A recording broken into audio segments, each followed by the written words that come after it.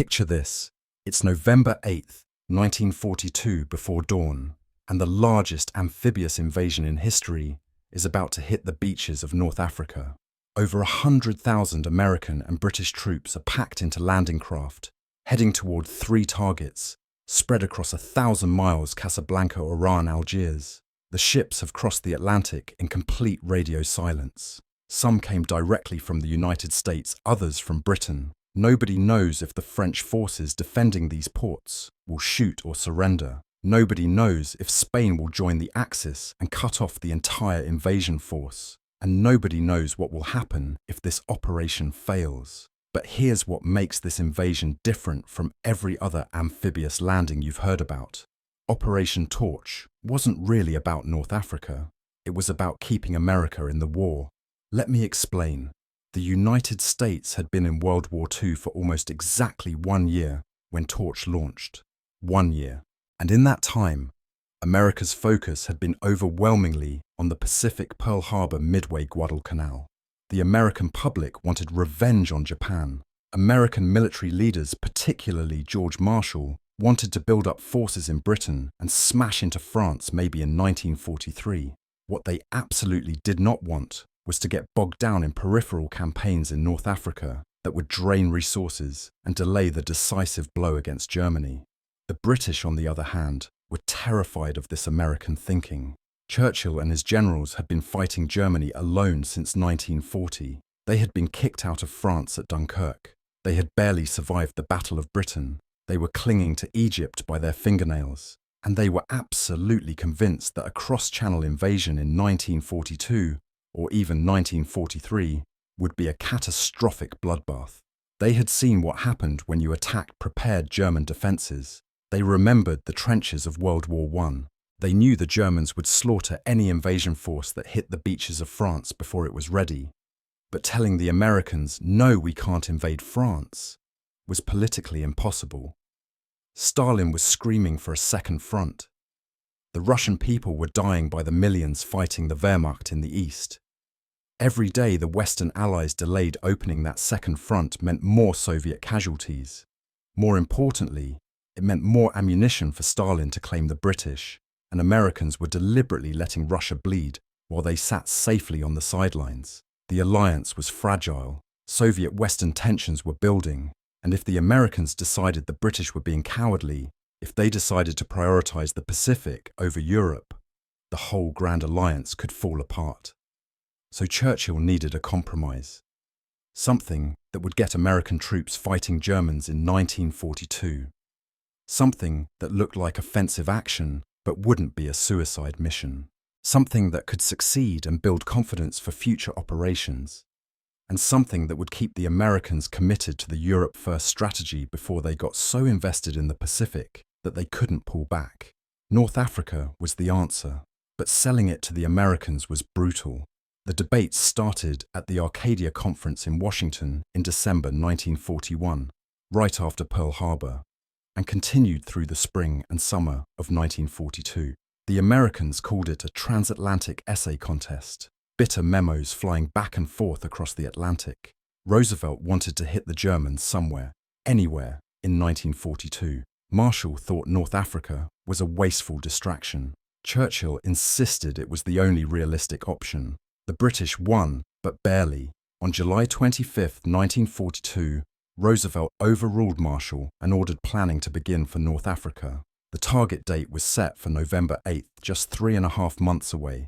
Eisenhower was appointed Supreme Commander, and everyone involved knew this operation had to succeed, not just militarily, but politically.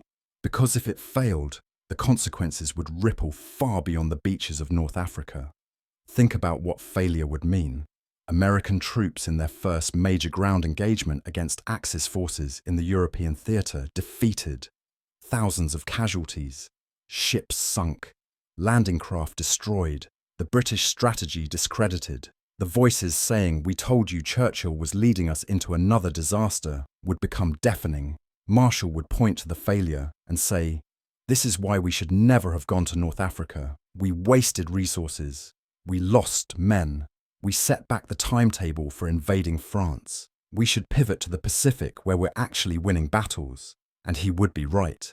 The pressure to prioritize the Pacific would become irresistible. Stalin would see the failure and conclude the Western Allies were either incompetent or unwilling to seriously fight Germany. The Soviet Union had lost millions stopping the Wehrmacht at Moscow and Stalingrad. They had bled themselves white, buying time for the West. And what did they get in return? A bungled landing in North Africa. Stalin was already paranoid about Western intentions. A torch failure would confirm every suspicion. The possibility of a separate Soviet-German peace couldn't be ruled out. At minimum, the Soviet-Western alliance would deteriorate further. The political ramifications inside Britain would be devastating. Churchill's position depended on military success. He had survived the fall of Singapore. The loss of Tobruk repeated setbacks in North Africa, but only because he could promise eventual victory. A torch failure would make him look like he had sold the Americans a bad strategy, wasted their troops, and delayed the invasion of France for nothing. The knives would come out, and perhaps most dangerously, a failed torch would validate the isolationists and Pacific First voices in America, who had always been skeptical of the Europe First strategy. Remember, America's natural strategic interest was in the Pacific. Japan had attacked Pearl Harbor. Japan was threatening Australia and India. The American public wanted to fight Japan. Committing to Europe was a choice, one that Roosevelt and Marshall had made because they believed Germany was the more dangerous enemy. But if that commitment led to disaster in North Africa, if American boys died on beaches in Morocco for no gain, the political backlash would be severe. Roosevelt might not be able to sustain the Europe First policy. So the stakes for Torch were existential, not just for the soldiers hitting the beaches, but for the entire Allied coalition. This is why the planning was so contentious and so careful. The Americans insisted on landing at Casablanca on the Atlantic coast outside the Mediterranean because they feared Spain might join the Axis and close the Straits of Gibraltar, trapping the entire force. The British wanted to land as far east as possible, close to Tunisia, to quickly cut off Rommel's Afrika Korps. The compromise was 3 landing sites: Casablanca, to keep the Atlantic lifeline open, Oran, in the center, Algiers in the east. The political complexities were even worse than the military ones. The targets were controlled by Vichy France, technically neutral but aligned with Nazi Germany. The Allied planners had no idea how Vichy forces would react. Would they fight? Would they surrender? The entire operation depended on French cooperation, or at least French passivity. American diplomats spent months conducting secret negotiations with French officers in North Africa, trying to find someone who would defect and bring French forces over to the Allied side. They settled on General Henri Giraud, who had escaped from a German prison. He was supposed to broadcast to French troops and order them not to resist. It was all very delicate, very uncertain, very dependent on personalities and loyalties that couldn't be predicted. When the landings actually happened on November 8, 1942, everything that could go wrong almost did.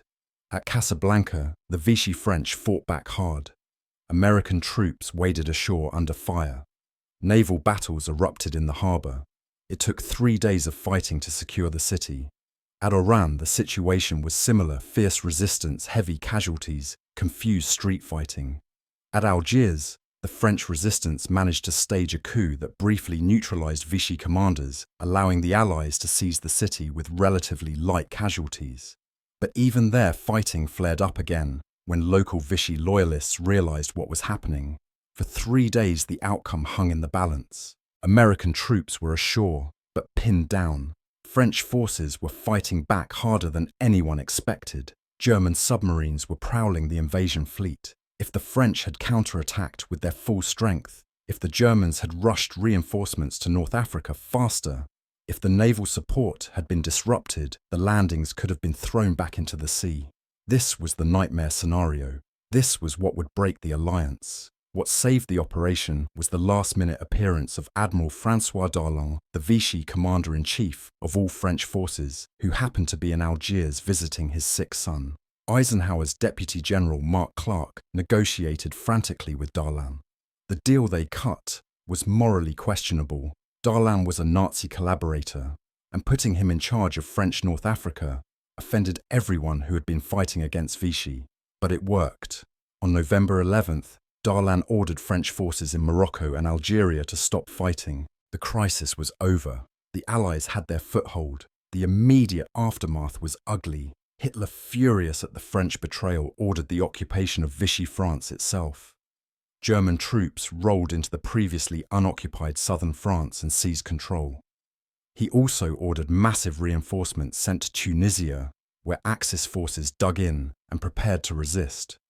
The North Africa campaign was going to take another 6 months and cost thousands of lives before Tunis finally fell in May 1943.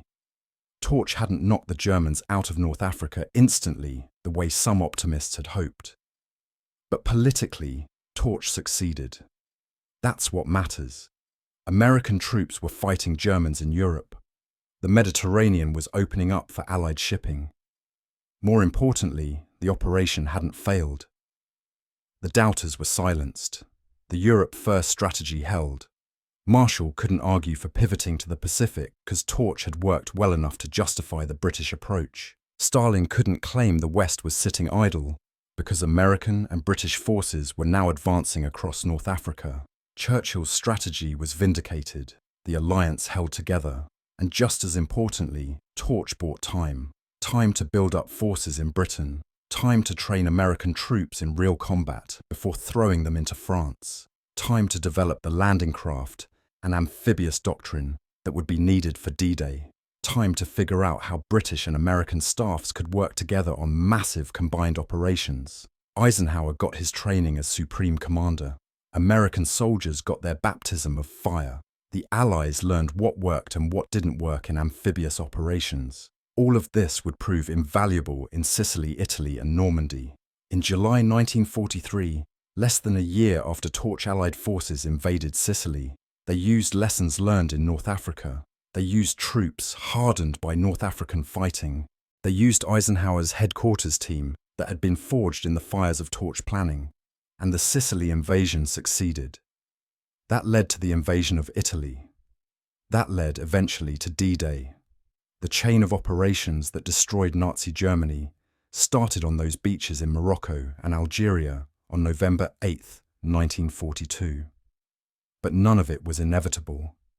If Torch had failed, if those November landings had been thrown back the entire trajectory of the war changes, you can't assume the alliance would have held together. You can't assume Roosevelt could have kept America focused on Europe.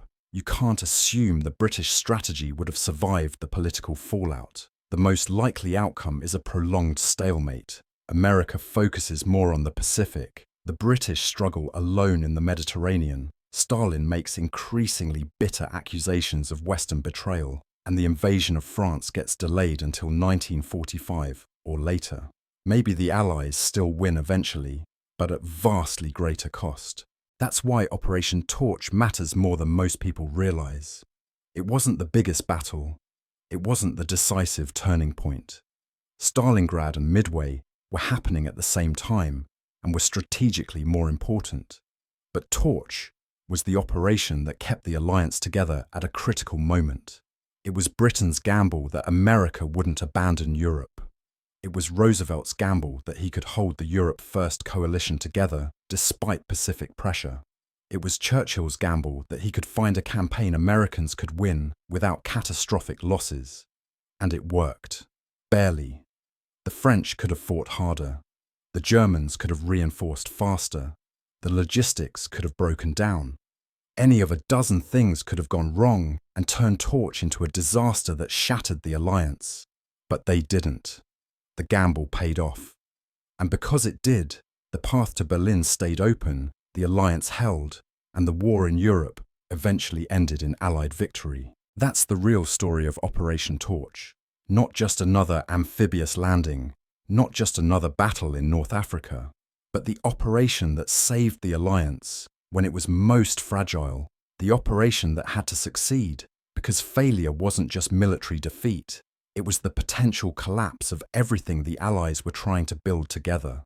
When those landing craft hit the beaches on November 8, 1942, they were carrying more than soldiers. They were carrying the entire future of the Allied coalition, and somehow against the odds they made it ashore.